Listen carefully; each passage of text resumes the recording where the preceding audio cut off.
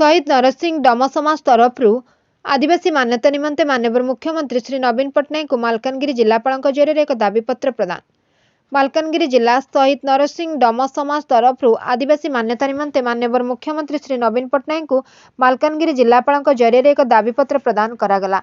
मालकानगिरी जिले में बसवास करथुवा अविभक्त कोरापुट जिलार डम जाति 1941 जनगणना अनुसार आदिवासी तालिकाभुक्त जनजाति थिले।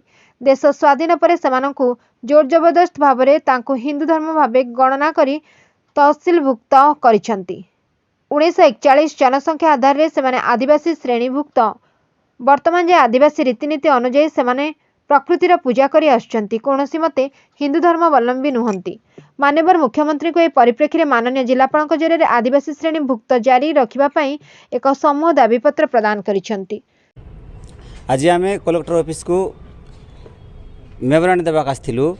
आमर मालकानगिरी जिलार सब वार्डरू 7 ब्लॉक रू सब मुख्य मुख्य लोक आसी आज कलेक्टर माध्यम आम मुख्यमंत्री को दाबीपत्र देलु जे आम ब्रिटिश अमल जो भाया अवस्था अच्छु आज पर्यंत सरकार आमको से भाया अनदेखा करुँच।